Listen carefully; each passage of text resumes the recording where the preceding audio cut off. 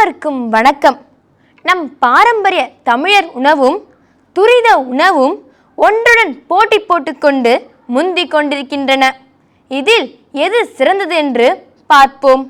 அன்றைய உணவுதான் சிறந்ததா, இல்லை இன்றைய உணவுதான் சிறந்ததா? இந்த பக்கம் அன்றைய உணவுதான் சிறந்தது என்னும் தலைப்பில் வாதாடப் போகிறார்கள். மற்றொரு பக்கம் இன்றைய உணவுதான் சிறந்தது என்னும் தலைப்பில் வாதாடப் போகிறார்கள். பார்ப்போம் எந்த பக்கம்தான் சிறந்தது என்று முடிவில் தெரியும். இன்றைய உணவுதான் சிறந்தது என்னும் குழுவில் தோழி ஸ்ரீலியா, தோழி மோக்ஷிதா, தோழி ஏமஸ்ரீ, தோழி சமீரா.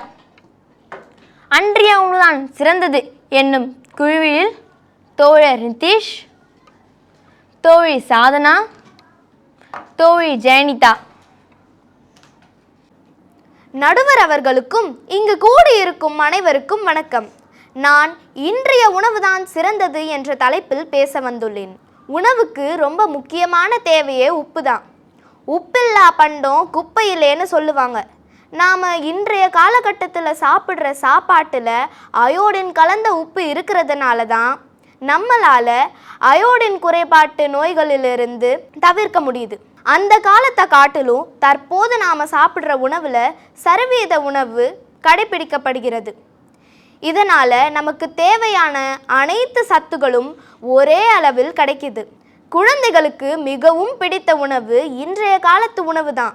உதாரணத்துக்கு நான் நேற்று ஒரு விழாவுக்கு சென்றேன். அங்கே ஒரு பக்கம் நூடுல்ஸும் ஒரு பக்கம் இடியாப்பமும் இருந்தது. எல்லோரும் நூடுல்ஸில் தஞ்சோம், அதனால் இடியாப்பத்துக்கு மிஞ்சம். நடுவர் அவர்களே, நீங்களே போயிருந்தாலும் நூடுல்ஸ் பக்கம் தானே போயிருந்திருப்பீங்க. ஆமாம் ஆமாம். அந்த காலத்தில் இந்தியர்களோட சராசரி ஆயுட்காலம் 40ஆக இருந்தது. ஆனால் தற்போது அது 70ஆக மாறி இருக்குது. இதற்கான முக்கிய காரணம் உணவு முறையில் ஏற்பட்ட மாற்றம்தான். அந்த காலத்தில் பெண்கள் எல்லாம் பெரும்பாலும் வேலைக்கு போகாமல் வீட்டில் இருந்து கணவர்களுக்கும் குழந்தைகளுக்கும் சமைச்சு போடுறதையே வேலையாக வச்சுருந்தாங்க. ஆனால் இன்னைக்குள்ள பொருளாதார வளர்ச்சியில் பெண்களுக்கும் முக்கிய பங்கு இருக்குது நடுவர் அவர்களே. அதனால் பெண்கள் மட்டும் சமைக்கிறது கிடையாது, ஆண்களும் கூட தான் சமைக்கிறாங்க. இந்த அவசர காலகட்டத்துக்கு ஏற்ற மாதிரி எளிமையாகவும் ருசியாகவும் சத்துள்ளதாகவும் செய்ய பழகிட்டாங்க. எனவே பெண்கள் தேர்ந்தெடுத்த இந்த உணவு முறையே சிறந்தது என்று கூறி விடைபெறுகிறேன். நன்றி, வணக்கம். என்ன ஸ்ரீலியா, உப்பு நிறைய போட்டு சாப்பிடுவ போல, வார்த்தைக்கு வார்த்தைக்கும் உப்பு பயன்படுத்தின. சரி சரி, நீ சொல்கிறதும் உண்மைதான். உணவில் உப்பு இல்லைன்னா ருசியே இல்லை. இதற்கு எதிர் தரப்பினர் என்ன சொல்கிறான்னு கேட்கலாம். வாங்க நிதிஷ். வணக்கம். நம்ம முன்னோர்கள் உணவோடு சேர்த்து நம் உடலையும் மரபையும் காத்திருந்தார்கள். அவர்கள் என்ன சாப்பிட்டார்கள் தெரியுமா? கம்பங்கூழ், கஞ்சி, நெல்லிக்காய், தேன். தேன் என்றால் இன்றைக்கு கிடைக்கும் போலி தேன்களை போல் இல்லாமல் உண்மையான தேனாய் இனித்தது. 90 வயது வரை வாழ்ந்தவர்கள் யார்? பீட்சா சாப்பிட்டவங்களா, இல்லை கம்பங்கூழ் குடித்தவங்களா? இன்றைய உணவுகள் எல்லாம் சாப்பிட்ற மாதிரியாக இருக்குது. சாப்பிட்டதும் சளி, மூச்சு திணறல், அசிடிட்டி, இவையெல்லாம் உணவா இல்லை சோதனையா? அன்றைய உணவுகளை சிலவற்றை மருந்துகளாகவும் பயன்படுத்தின. ஆனால் இன்றைய உணவுகளின் ஏதேனும் ஒரு உணவையாவது மருந்தாக பயன்படுத்தத்தக்கதாக இருக்கிறதா? அன்றைய உணவின் ஆதரவாளர்கள் அனைவருக்கும் ஒரு சவால். ஏனால் அன்றைய உணவுகளை தினமும் சாப்பிட முடியும். ஆனால் உங்களால் முடியுமா இன்றைய உணவுகளை தினமும் சாப்பிட? நீங்கள் தான் தைரியமான ஆளாயிற்றே, சாப்பிடுங்கள். காலை எழுந்தவுடன் பீட்சா, மதிய உணவிற்கு பர்கர், இரவு உணவிற்கு ஒயிட் சாஸ் பாஸ்தா. ஆனால் ஒரு மாதம் கழித்து உங்கள் பணம் அனைவதையும் மருத்துவர் சாப்பிட்டு விடுவார், உங்களை நோய்கள் சாப்பிட்டு விடும். இவ்வாறு கூறி என் உரையை முடிக்கிறேன். நன்றி, வணக்கம். நண்பன் நிதிஷ் சுவையான தன் வாதத்தை முன்வைத்தார். அருமை நிதிஷ். இதற்கு மோக்ஷிதா என்ன கூறினார் என்பதை கேட்கலாம். வணக்கம். பட்டிமன்ற கழக உறுப்பினர்களே, மதிப்பிற்குரிய நடுவர் அவர்களே, ஊருக்கு மருந்து உணவு என்பார்கள். ஆனால் அந்த ஊரை வருந்த வைப்பதாக இருந்ததாம் அன்றைய உணவு முறை. முதலில் அன்றைய உணவு முறை பழக்கத்தை பார்க்கலாம். எல்லாம் இயற்கையாக கிடைத்தாலும் சுத்தமாகவும் ஆரோக்கியமாகவும் இருந்ததா என்பது சந்தேகம்தான். இன்றைய தலைமுறை என்ன செய்கிறது என்று உங்களுக்கு தெரியுமா?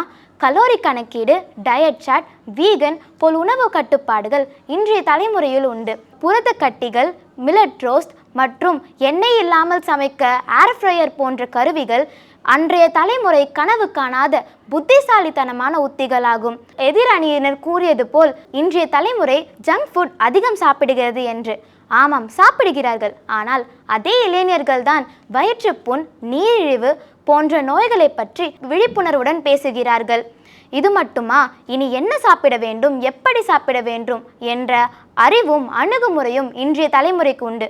அன்றைய உணவுகள் பாரம்பரியமாக அமைந்தாலும் அறிவில்லாமல் அமைந்தது.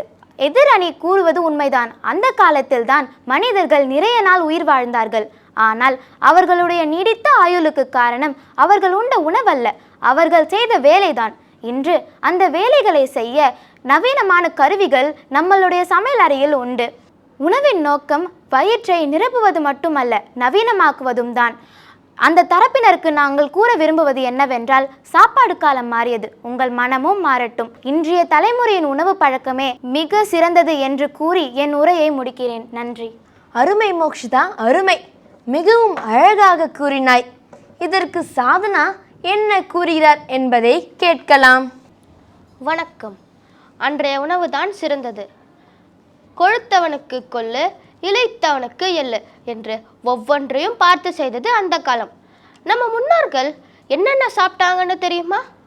கீரைகள், கிழங்குகள், தானிய வகைகள், பசும்பால் உணவுகள் போன்றவற்றை ஆரோக்கியத்திற்கு வழிவகுத்தன. சீரகமில்லா வீடும் சிறு குழந்தைகள் இல்லா வீடும் சிறக்காது. திருக்குறள்ல வள்ளுவர் உணவு பற்றி என்ன சொல்லியிருக்காருன்னு தெரியுமா? மாறுபாடு இல்லை உண்டி மறுத்துண்ணின், ஊறுபாடு இல்லை உயிருக்கு. இந்த குறளில் எவன் ஒருவன் உடம்பிற்கு ஒவ்வாத உணவை ஒதுக்கி வைத்து உண்டானோ அவனுக்கு நோயால் வரும் துன்பமே இல்லை. அன்றைய உணவு பாரம்பரியம் மற்றும் இயற்கையானதும் கூட. ஆனால் இன்றைய உணவு தான் இருக்கிறதே துரித உணவு மற்றும் பதப்படுத்தப்பட்ட உணவு. இதனால் ஆரோக்கிய பிரச்சனைகள் வருகிறது. வேலைப்பளு காரணமாக வீட்டில் சமைப்பதை விட வெளியில் உண்பது அதிகரித்து விட்டது. அதனால் அன்றைய உணவு தான் சிறந்தது என்று கூறி வாய்ப்பு கொடுத்த நடுவர் அவர்களுக்கு நன்றி சொல்லி விடைபெறுகிறேன். அருமை சாதனா, நீங்க எங்களுக்கு தெரியாத நிறைய உணவும் அதன் பயனும் கூறினீங்க. இதற்கு ஏமஸ்ரீ என்ன கூறுகிறார் என்பதை கேட்கலாம். அனைவருக்கும் வணக்கம். எதிர்ப்பக்கம் சொன்னது உண்மைதான், ஆனால் இது முழுமையல்ல.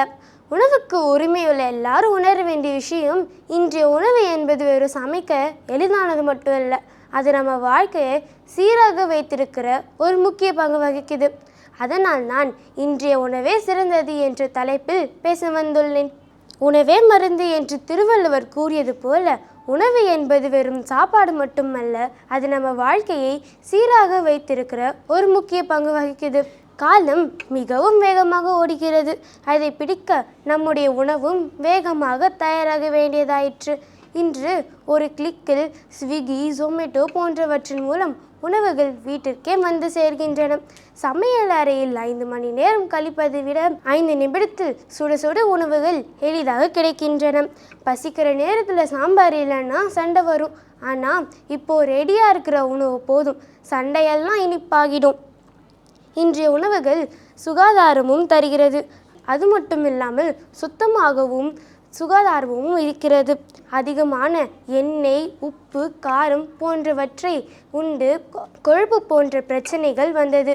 ஆனால் இப்போ அனைத்தையும் அளவாக உண்கிறோம். நம் வாழ்க்கை மாறியது போல உணவுமே மாற வேண்டியது தேவை.